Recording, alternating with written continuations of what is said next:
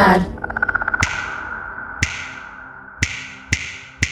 Salve minha gente, tudo bem? Eu sou o Fernando. E eu sou a Emily, muito bem-vindos. Hoje vamos falar um pouco sobre as leis apométricas e a apometria. Em 1965, o Dr. Luiz Rodrigues, ele é um cidadão porto-riquenho, farmacêutico, bioquímico. Ele veio para Porto Alegre, ele era residente do Rio de Janeiro, né? Veio para Porto Alegre, desenvolveram um estudo sobre o psiquismo. Ele contatou o senhor Conrado Ferrari, então diretor-presidente do Hospital Espírita de Porto Alegre, e apresentou uma nova técnica desenvolvida em atendimento no mundo espiritual, e qual denominou hipnometria. Então ele demonstrou para o grupo espírita a técnica que ele tinha descoberto, que é através de pulsos magnéticos, que nada mais é que o estalar de dedos, e ele poderia causar o desdobramento, e essas pessoas seriam transportadas, seriam levadas para um hospital espiritual. Eu vou falar agora do Dr. José Lacerda, que nasceu em 1919. Ele é médico, cirurgião, ginecologista, clínico geral renomado. Ele foi responsável por desenvolver e fundamentar a apometria no Brasil. Só lembrando que a filha do Dr. Lacerda, ela era médium umbandista, ela trabalhava dentro da Umbanda. O Dr. Lacerda, ele entendia que o termo hipnometria ele era impróprio para ser usado porque ele dava a entender que tinha relação com hipnose, que na verdade nada tem a ver com apometria, né? Então ele alterou o nome para apometria, que do grego o apo significa além de, separar, e metron de medida. Então, a apometria nada mais é que um conjunto de procedimentos terapêuticos fundamentado em leis, organizado pelo Dr. José Lacerda, como a gente já falou, em 1965, no Hospital Espírita, então em Porto Alegre, ampliado e desenvolvido por seus seguidores. Trata-se de uma técnica anímica que faculta por intermédio da sintonia mental o acesso aos registros do agregado perispiritual e através da incorporação tratar as desarmonias psíquicas e espirituais, personalidades negativas, dissociadas, das consciências, desarmonias provocadas por espíritos e distúrbios da mediunidade e afins. Emily, o que a gente pode tratar na apometria? Desde obsessões simples, complexas, auto-obsessão, também cordões energéticos, questões de karmas, vidas passadas e por aí vai. É muito vasto. Bom, eu acho que é importante a gente lembrar que, além disso, você também pode tratar alguns tipos de magia vibrando no passado, a gente pode tratar tanta coisa, o mental do consulente na hora, a gente pode pegar algumas questões relacionadas à infância do consulente e trazer à tona aquilo naquele momento pra gente perceber, os médiuns acabam percebendo isso e tratando isso, que são subpersonalidades. A gente pode tratar personalidades. A gente vai destrinchar isso conforme a gente for trazendo as leis apométricas, conforme for pertinente a gente vai destrinchando também. Então vamos falar das leis apométricas. São 13 leis apométricas. Eu sei de grupos que têm técnicas diferentes, mas para o mesmo resultado. A gente vai falar de acordo com a nossa experiência, obviamente. Então vamos falar aí das 13 leis apométricas. A primeira lei é a lei do desdobramento espiritual. Eu acho que essa lei é uma das mais importantes. De fato, é a primeira, né? A gente não consegue iniciar o trabalho sem ela. Então, todas as vezes que a gente dá o pulso magnético, que são esses aqui, mas obviamente com intenção, não adianta nada você ficar estalando o dedo, a gente precisa ter a intenção de fazer alguma coisa com os estalares de dedos. E é importante falar que o impulso magnético não é só através das mãos, né? Pode ser através dos pés também. Isso, pode ser palma, pode ser através dos pés, pode ser batimento no chão. Batimento no chão ficou estranho, né? Pode ser batendo no chão e tal. Tanto é isso que você pode ver que às vezes os baianos, quando eles incorporam nos terreiros, eles estão lá dando passe nas pessoas, eles ficam batendo os pés no chão, justamente eu acho que para dissipar energia ou justamente para ser essa questão dos pulsos magnéticos. O pretinho velho, né, que vem instalando o dedo e a gente não sabe para que é, olha aí a explicação, né? Exatamente. Então, toda vez que em situação experimental ou normal, dermos a ordem de comando a qualquer criatura humana visando a separação de seu corpo espiritual. Então, só para frisar, o que é a primeira lei, que é a lei de desdobramento, é que através dos impulsos a gente desdobra os corpos do consulente para iniciar o trabalho, que através dele a gente tem acesso a toda a questão espiritual de tratamento. Só corrigindo, eu falei, você falou e a gente vai falar provavelmente muitas e muitas vezes aqui, mas é pulsos magnéticos e não impulsos magnéticos. Mas tudo bem, se a gente errar, espero que vocês compreendam. E agora a gente vai para a segunda lei, que é a lei do acoplamento físico, que nada mais é do que acoplar o que foi desdobrado. Então, se a gente no começo do atendimento, a gente desdobrou os corpos, neste momento a gente vai fazer o acoplamento desses corpos, também com pulsos magnéticos e dando a ordem de que os corpos possam voltar ao estado original. Deve ter ficado bem claro, então, que sem a lei 1 e a 2, a gente não consegue nem iniciar nem terminar os trabalhos, elas são bem importantes. E tem uma coisa também que é importante dizer, que é o seguinte: caso não haja completa reintegração, a pessoa sente tontura, mal-estar, sensação de vazio e tal. E isso também explica muitas vezes o consulente, quando ele senta lá e fala, eu tô com uma sensação de vazio, eu tô com tontura, eu tô com isso, nada mais é do que os corpos que não estão alinhados ou os chakras não alinhados, né? Às vezes até o próprio médium, né? Às vezes o médium fala, nossa, eu tô estranho, tô esquisito. Quando você vai ver, o corpo tá... Os corpos, né? Algum deles tá totalmente desalinhado, né? Já aconteceu da gente trabalhar, por exemplo, numa obsessão complexa, que eu me lembro, que nós desdobramos o consulente e veio uma entidade em terra e disse, não, volta tudo, não desdobra o consulente e vocês vão fazer o atendimento dele sem ser desdobrado. Porque primeiro a gente precisava tratar a entidade que tava lá com o médium, pra depois a gente tratar o médium. Eu disse médium porque o consulente, ele era um médium. Aí eu tô falando várias terminologias, mas não, era o consulente médium, né? Aquele dia o médium estava de consulente. Aquele dia o médium estava de consulente e aí a gente desdobrou, a entidade veio e falou, filhão, volta tudo, não desdobra ele não, porque ele vai interferir, não é bom, tal. Aí a entidade deu lá a explicação, eu não me lembro exatamente qual era, mas a gente acabou fazendo o atendimento com ele não desdobrado, porque aí não foi o tratamento dele especificamente, mas sim da entidade que o acompanhava. Isso é legal, né? Pra você ver que como... A lei fala, né, que para iniciar o trabalho, você tem que desdobrar os corpos, né? Nesse trabalho, por exemplo, ele começou de uma outra forma, né? Então, aí a gente já começa, tipo, é igual uma banda de blues, né? Que aí a banda, ela tem muitas improvisações. Então, de acordo com a apometria, pelo menos a apometria que a gente trabalha, né? A gente tem muitas improvisações e a gente acaba, às vezes, não fazendo, começando pelo... Às vezes a gente aconteceu muitas vezes, começando pelo fim, começando pelo começo, começando pelo meio, começando pelo começo. Dependendo da necessidade, né? Isso é muito legal, né? Ter a versatilidade. O importante é saber identificar a necessidade daquele momento, né? E aí a gente vai para a terceira lei, que é a lei de ação à distância pelo espírito desdobrado. O que é isso? Toda vez que se ordenar ao espírito desdobrado do médium uma visita a lugar distante, fazendo com que esse comando se acompanhe de pulsos energéticos por meio de uma contagem pausada, que é aquele lance que a gente tá falando, né?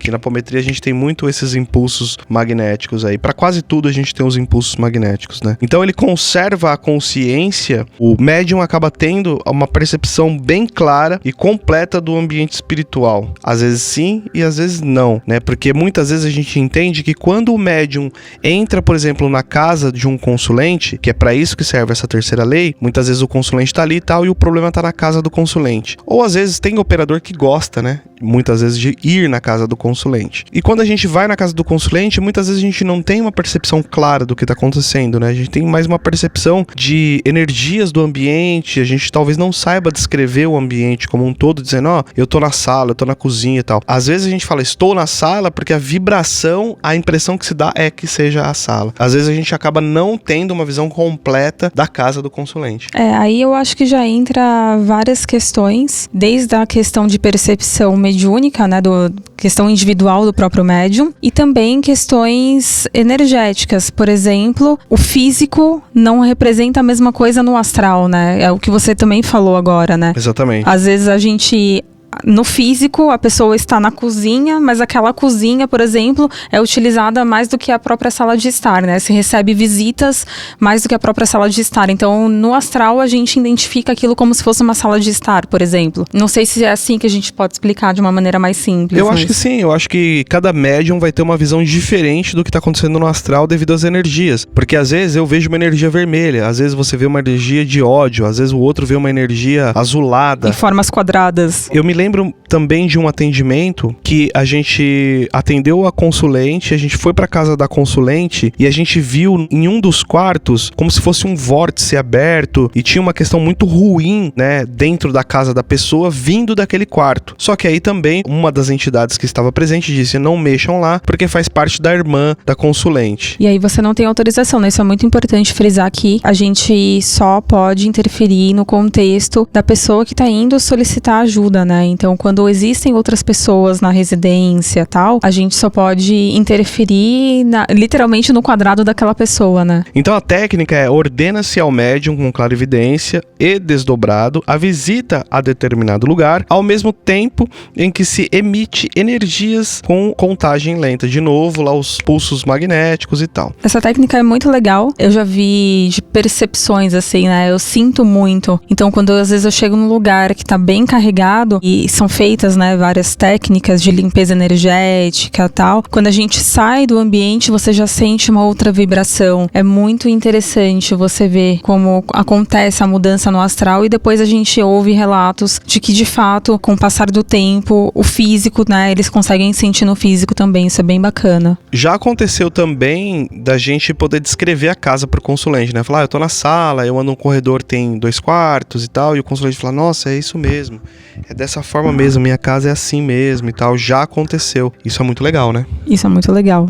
E é interessante aqui, frisando, já que a gente falou, as 2 primeiras leis são imprescindíveis, essa terceira nem sempre acontece, né? Dependendo da necessidade, sim, às vezes não. E aí a gente vai pra 4ª lei, que é a formação do campo de força, que na forma com que a gente faz a apometria, a gente primeiro faz o campo de força antes de desdobrar, antes de visitar a casa, antes de qualquer coisa. Pra nós seria a primeira lei, né? Exatamente, é o passo inicial. Então a formação de campo de força também, usando os pulsos magnéticos, você vai poder mentalizar um campo de força. Isso daí é muito legal porque tem a ver com o ocultismo. Tem um ritual chamado ritual menor do pentagrama, que você também, através de palavras, eu vou deixar na descrição aqui do vídeo algum ritual menor do pentagrama, se vocês quiserem fazer, é muito bacana e vocês podem ter uma visualização muito interessante. O ritual menor do pentagrama nada mais é do que uma ritualística para que você possa isolar a sua casa no astral, para que nenhuma entidade contrária ao amor, contrária ao conhecimento, ao crescimento espiritual e tal, entidades contrárias, ou seja, aquela entidade que quer te fazer mal, ela não consegue adentrar. Mas eu preciso fazer um parênteses aí, depende também da sua força mental, tá? Não é garantido. Eu lembro que eu tava passando por um momento muito específico no meu trabalho.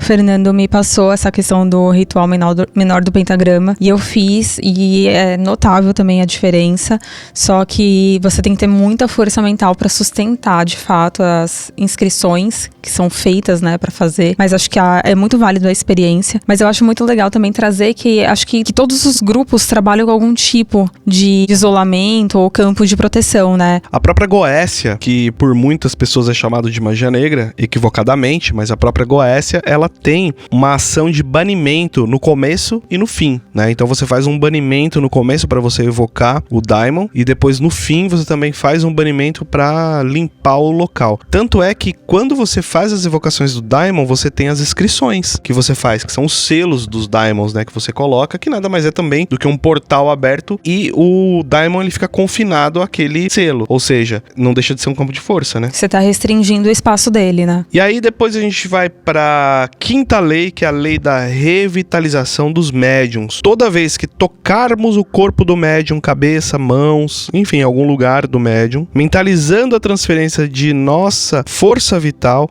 acompanhando-a de contagens, de pulsos, essa energia será transferida. O médium começará a recebê-la sentindo-se revitalizado. O que eu tô lendo aqui, tá, gente? Eu tô lendo aqui algumas coisas e falando as experiências. O que eu tô lendo aqui eu também vou deixar na descrição. É o livro do Norberto Peixoto, Guia de Trabalho Prático, Apometria, os orixás e as linhas de Umbanda. É muito bacana esse livro do Norberto. Também acho muito interessante dar uma olhada lá no Triângulo da Fraternidade, que é muito bacana. O Norberto me parece ser uma pessoa bem sensata. Gostei muito desse livro. Esse livro é incrível. Tanto é que a gente tem 2 desse livro, com capas diferentes. Quando a gente leu juntos, né? Cada um com um livrinho, foi bem legal. O lance da técnica da revitalização, isso acontece muitas e muitas vezes, não só dessa forma de estar tocando a têmpora ou tocando as mãos, mas também tá emanando algum tipo de energia, porque no astral você pode criar algum tipo de luz, alguma coisa assim, que você pode revitalizar o médium dependendo da situação. Até mesmo você pode criar um objeto, um cristal, alguma coisa onde você vai concentrar uma energia que vai ficar repassando, né, durante um tempo pro consulente, se for necessário, né, se for orientado.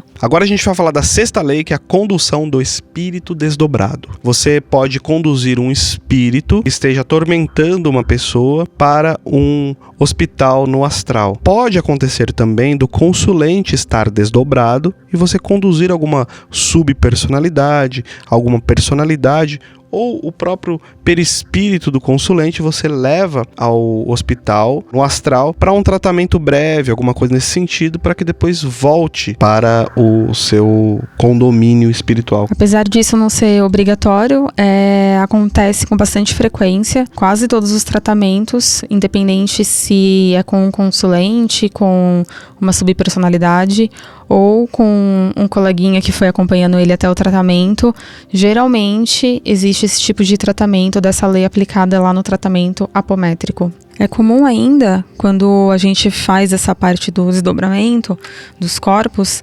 identificar em algum desses corpos, às vezes no etérico, no astral, verificar aparelhos parasitas, coisas que foram colocados por obsessores nesses corpos, e aí sim, através de entidades, pelo trabalho magnético, a gente tenta retirar esses aparelhos, senão...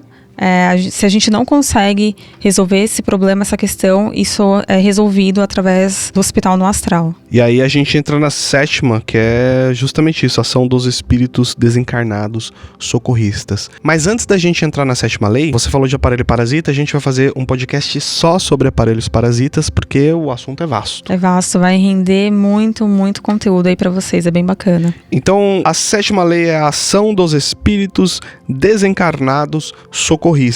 Espíritos socorristas agem com muito mais facilidade sobre os enfermos se estes estiverem desdobrados, pois dessa forma uns e outros se encontraram na mesma dimensão espacial. Ou seja, a gente vai voltar lá à primeira lei, que é a lei do desdobramento. Então, quando o consulente está desdobrado, os socorristas conseguem agir de forma muito mais fácil. Sim, pensa que é um trabalho marcado, como qualquer trabalho espiritual. Então, todo mundo se reúne, né? O lado físico, o lado espiritual.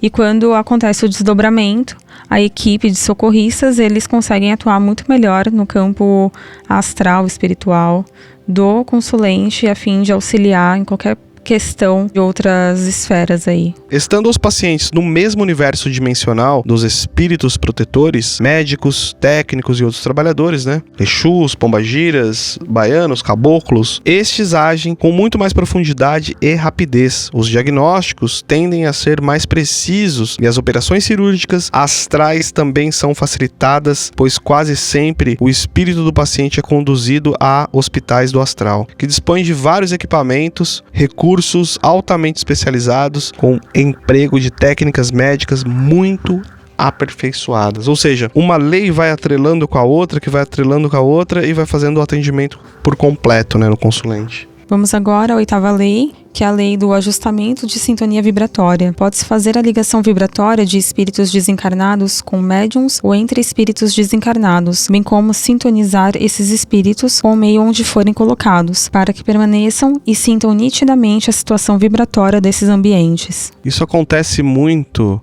também quando você dá o choque anímico, né? O que é o choque anímico? A gente pega um obsessor ou alguém que esteja desencarnado e a gente incorpora no médium. Esse choque faz com que a pessoa compreenda que ele desencarnou, compreenda que ele está num outro ambiente, compreenda que ele está numa outra vibração energética. O choque anímico também serve para se ajustar à vibração. E às vezes até para trazer a consciência, né? Às vezes a pessoa está presa há tanto tempo no passado que ela não tem noção do momento atual, não sabe que ano que é, não sabe quanto tempo se passou. Então, às vezes, o choque anímico também serve para trazer a pessoa literalmente para a realidade, né? Isso me faz lembrar de 2 livros. O Peça e Será Atendido. Um espírito chamado Abraham diz que, às vezes, se você tá com ódio no coração e você conseguir elevar a sua vibração para raiva, já é muito bom. De raiva para mal-humorado, entende? Você consegue elevar a sua vibração por livre e espontânea vontade, você tá exercendo uma das leis herméticas,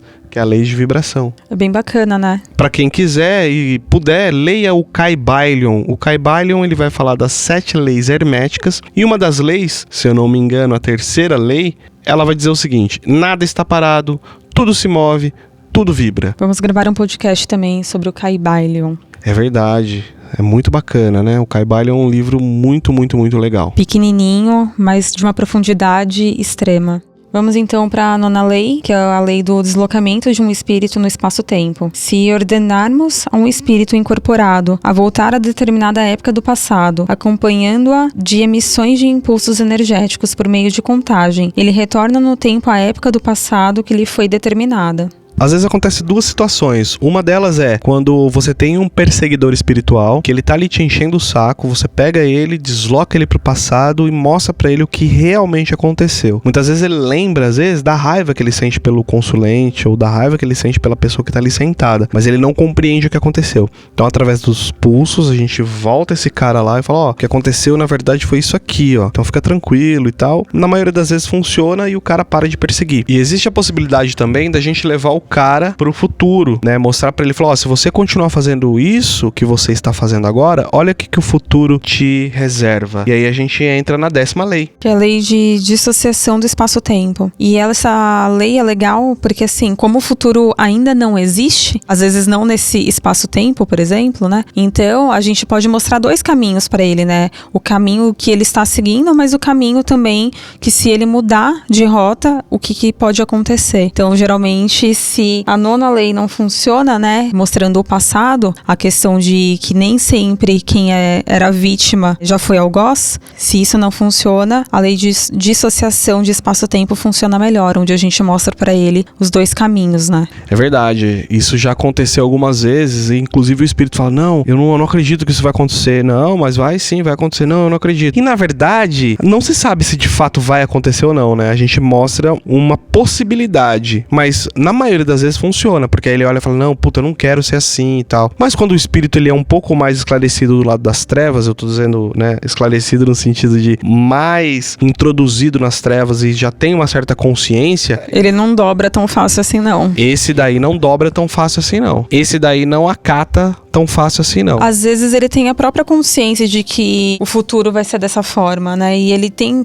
além de ter a consciência, ele falou assim, olha, eu vou pagar pra ver, eu não me importo com esse futuro que tá por vir, eu só quero fazer com que essa pessoa pague. Aí fica mais complicado. Isso me fez lembrar muito bem, assim, de um dos atendimentos que a gente pegou um espírito que ele já tinha uma certa consciência e tinha alguns poderes no astral. O operador, um pouco inexperiente, digamos assim, falou, não, vamos usar a 10ª lei, né, que é a lei da dissociação do espaço-tempo com esse espírito. E muita gente falou, não vai funcionar, não, mas vamos tentar. E aí, colocou lá ele no futuro, mostrou pra ele o que ia acontecer. Quando ele voltou, ele deu risada, ele falou assim, sério que vai acontecer isso? Puta, que bom, então eu vou ter êxito.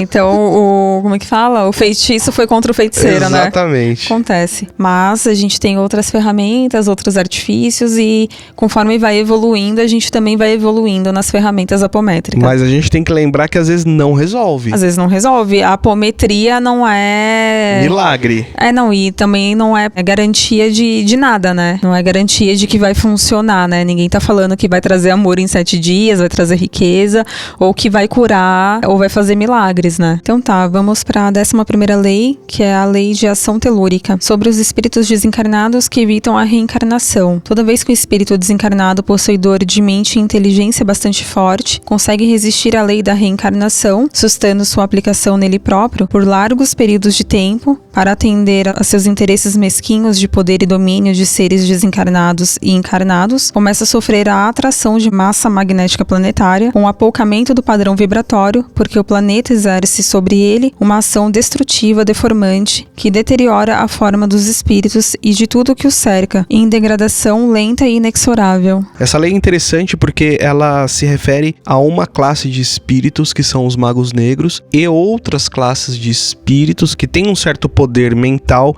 que consegue atrasar a própria reencarnação. Esse fenômeno só acontece com espíritos detentores de inteligências e poder mental suficiente, que é o que eu tava falando. O espírito ele tem que ter um poder mental suficiente para ele poder burlar esse sistema aí, né? Burlar o sistema. E outra, você precisa de uma certa disciplina para fazer isso, né? Não é uma coisa tão simples, a gente mesmo não conseguiria fazer. Tem que ter um nível mental muito forte. E esse nível mental, que aí a gente pode até fazer um podcast para falar sobre isso, é dos magos negros, de vários grupos apométricos que dizem que capturam magos negros. Todo dia, né? A rodo. Todo dia, 2 semanas, a cada 2 semanas tem um mago negro lá, mas isso é quase que impossível, por conta do poder mental de um mago negro. O mago negro, ele tem um poder mental muito maior do que 5, 6 médiums ali sentados. Se ele quiser estar presente no ambiente e nem ser percebido, pode ter certeza, isso acontece. Então, por que ele estaria e se deixaria ser percebido e se capturar, né? Ou qualquer outra coisa nesse sentido? Aliás, isso acontece muitas vezes, inclusive com os próprios Exus, que dizem que não conseguem perceber a presença de um mago negro, às vezes,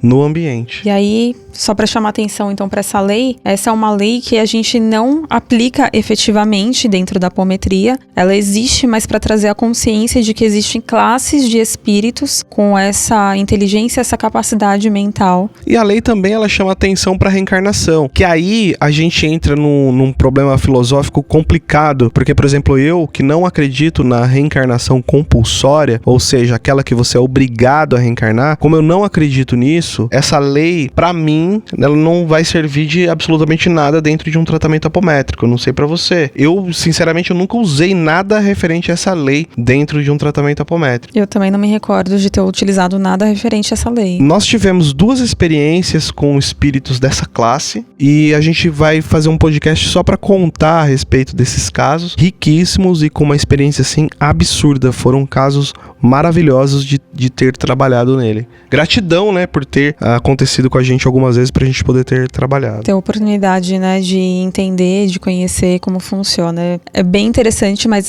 de fato é raro. Vamos então pra 12ª lei, que é a lei choque do tempo. Essa lei, na verdade, eu falei dela ali atrás, a respeito do choque anímico, e também essa 12ª lei, muitos grupos apométricos, como a gente falou da 11ª lei, muitos grupos apométricos acreditam que conseguem fazer com que o mago negro incorpore no médium, eles prendam, talvez seja por conta dessa 12ª lei. Não, mas eu acredito que, não sei se você concorda comigo, é quase impossível você incorporar um mago negro, né, a não ser um nível de consciência, né, mas incorporar de fato um mago negro, eu diria que é quase impossível. Eu acho que a nível mental, eu acho que é possível. Talvez não igual a uma entidade, mas enfim. A gente vai falar sobre isso num outro podcast, com certeza. Então, a 12ª lei, toda vez que levarmos ao passado um espírito desencarnado incorporado em um médium, ele fica sujeito a outra equação de tempo. Nessa situação, cessa o desenrolar da sequência de tempo tal como o conhecemos, ficando o fenômeno temporal atual presente sobreposto ao passado. Tem a questão da ovoidização nessa 12ª lei, né? Isso, ele fala assim que enquanto o espírito está incorporado ao médium, ele fica à mercê totalmente do vislumbre da situação ambiental que é imposta, né, da incorporação. Só que se o desligamento acontece de forma abrupta, sem a contagem regressiva, né, dos pulsos magnéticos ali, então se é desligado do médium, causando então a ovoidização desse espírito. Para que o espírito não sofra tal agressão quando submetido a tratamentos no passado, é necessário trazê-lo lentamente de volta ao presente através de contagem regressiva. A técnica é a mesma descrita em leis anteriores, empregos de pulsos energéticos através de contagem. Para você perceber o quanto devemos ser cautelosos com a técnica da apometria em geral, porque você acaba prejudicando um espírito. Você acaba prejudicando uma pessoa se você fizer errado. Fizer de qualquer jeito, né? Sem consciência, sem saber o problema que isso pode causar, pode gerar. É por isso que eu sempre sou cauteloso com grupos que às vezes fazem a apometria de uma forma de qualquer jeito. Tem que tomar muito cuidado com isso, né? Às vezes você vê aí uns grupos fazendo coisas que você fala, meu Deus do céu, uma técnica tão forte que ela é capaz de fato de prejudicar outras pessoas, né? Prejudicar espíritos, prejudicar pessoas, então tem que tomar muito cuidado, tem que fazer com muita responsabilidade. O processo de desobsessão, por exemplo, ele é um processo que às vezes acontece numa única vez e o consulente nunca mais vai ter problema. Mas às vezes acontece de persistir, às vezes acontece do consulente ter que voltar algumas vezes para o tratamento, e eu vi isso muitas vezes acontecer com nós médiums, né? Que às vezes a gente tem lá um obsessor X que a gente tira, pode ser que ele não volte, mas entra outro no lugar. Às vezes o médium ele é muito mais atacado do que qualquer outro, porque afinal de contas a gente está na linha de frente. Na linha de frente. Então isso faz parte da 13ª lei, que é a lei de influência dos espíritos desencarnados. Nada mais é do que você tratar esses espíritos desencarnados para que a gente possa conseguir êxito aí com os consulentes. Um dos textos do portal da apometria diz o seguinte: nunca se deve esquecer que o obsessor ou qualquer sofredor só se atende uma única vez. Se bem feito o tratamento, com assistência espiritual devida, todos os espíritos malfazejos são retirados definitivamente num único contato. Deixar obsessores soltos após breve esclarecimento evangélico. Eles são kardecistas provavelmente, né? Então eles vão falar dos esclarecimentos evangélicos. É um erro, não é com um diálogo de alguns minutos que se remove perseguidores renitentes. E aí ela colocou em parênteses ali que são os magos negros. Reafirmamos, esse procedimento clássico torna o trabalho inócuo e até prejudicial. A gente tem que lembrar que muitos espíritos se dizem magos negros, mas não são. Então talvez por isso que tanto o portal da apometria quanto tantos outros lugares colocam textos falando que capturaram magos negros ou que tinham mago negro no processo do consulente, mas na verdade não é. Sim, o mago negro é muito difícil, né? Ele costuma trabalhar em outras esferas, né? Então, fechamos aqui com a 13ª lei, que é a lei da influência dos espíritos desencarnados. Dona Emily, tem alguma coisa que a senhora queira acrescentar? Eu acho que nesse primeiro momento não, acho que já deu para dar uma clareada aí o que é apometria. Nos próximos podcasts a gente vai se aprofundando, trazendo um pouquinho mais de detalhes de como aplicar as técnicas, mas eu quero chamar a atenção aqui então sobre a responsabilidade da apometria, falar que precisa tomar muito cuidado, não é só, beleza, já sei as leis, sair aplicando, abrindo o campo de força aí na sua casa, atendendo o vizinho, não faça isso, você está trabalhando com seres físicos e astrais e a gente não sabe a dimensão e o que isso pode gerar, né? Então, se você quer trabalhar com apometria, vai se aprofundar, procura cursos, vai se especializar primeiro, porque a gente já pegou casos muito complexos e a gente já ouviu falar de casos de pessoas que trabalharam com apometria de forma inadequada e tiveram problemas muito, muito complicados. Ok, Dona Emily, tudo bem, eu acho que a gente termina por aqui esse podcast. Deixa aí nos comentários se você curtiu ou não curtiu, se a gente precisa melhorar alguma coisa, por favor, a sua opinião é bem-vinda. Por favor, manda sugestões também, o que vocês querem ouvir mais. O e-mail é outroolharespiritual@gmail.com. Valeu, gente, até a próxima. Valeu, gente, até a próxima, tudo de bom.